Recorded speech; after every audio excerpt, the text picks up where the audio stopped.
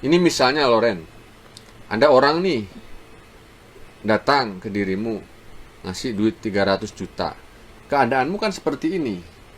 Terus kamu disuruh pindah ke Katolik lagi, mau nggak kira-kira? Enggak. Bener nih. Bener. Mamamu kan susah. 300 juta nggak sebanding. 500 juta? Enggak. 1 miliar? Enggak. Serius? Iman saya nggak seharga itu. Wah, Masya Allah. Saudara, catat ya. Iman Loren tidak seharga itu. Ya, saya mau nangis nih saya, saudara. Namanya Gloria Loren. Nama baptisnya Gloria Loren. Gloria Loren. Angela nama baptisnya. Angela ya. Dan wajahnya saudara Chinese banget ini ya. Ini nggak bisa dicuri ya. Wajah mamanya pindah ke anaknya ini ya. Gadis keturunan Tionghoa ini sudah tertarik terhadap ajaran Islam sejak kecil, saat ia masih duduk di sekolah dasar. Usianya pada waktu itu baru menginjak 11 tahun. Ketika itu, dia berpikir sederhana dan bertanya-tanya tentang ajaran agama yang ia anut.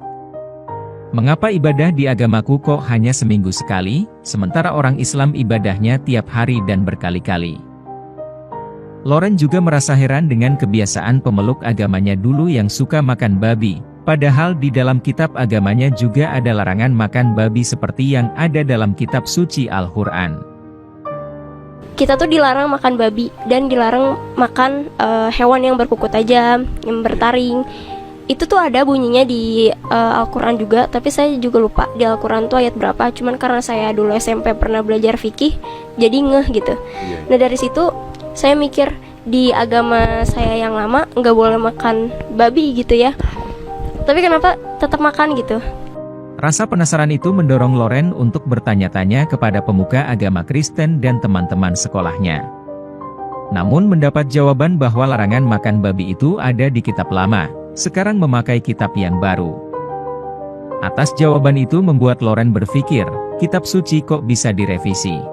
Saya nanya sampai ke guru agama, teman-teman sekolah, itu bilang itu kitab yang lama. Kita sekarang pakainya yang baru. Di situ saya mikir, kitab kok bisa direvisi?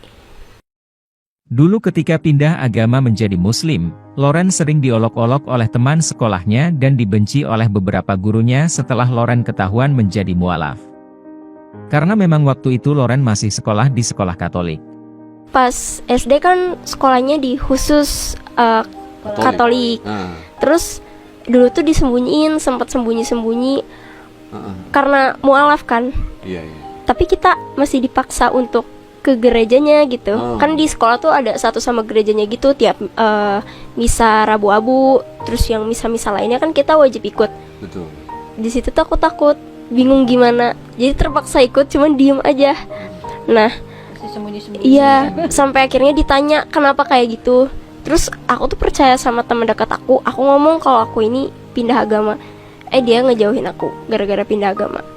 Terus jadi di roast gitu sama satu sekolah. Dan ada juga beberapa guru yang gak suka karena pindah agama ke Muslim. Setelah lulus sekolah dasar, Loren melanjutkan sekolah di SMP yang Islam. Begitu tahu bahwa Loren adalah seorang mualaf, teman-teman Muslimnya begitu antusias memberi dukungan terhadap Loren.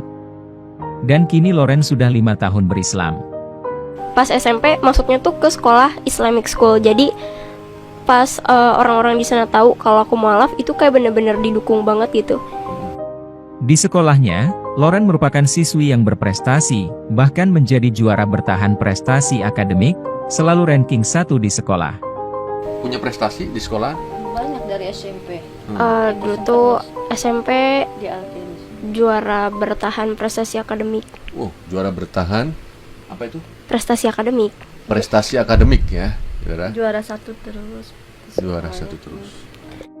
Ketika ditanya oleh Koh Agus mengenai cita-citanya, Loren menyampaikan bahwa ia ingin menjadi orang yang sukses dunia akhirat, ingin menyebarkan ajaran Islam, banyak bersedekah dan membangun masjid. Pengen jadi orang yang sukses dunia akhirat dan pengen nyebar luasin agama Islam. Terus pengen bantu di beberapa daerah yang belum bisa ngedirin masjid.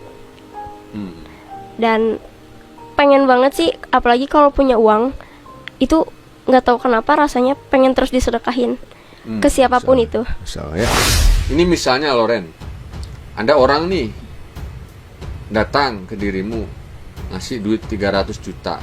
keadaanmu kan seperti ini. Terus kamu disuruh pindah ke Katolik lagi, mau nggak kira-kira? Enggak, Bener nih, benar. mamamu kan susah. 300 juta nggak sebanding. 500 juta? Enggak, 1 miliar? enggak. Serius?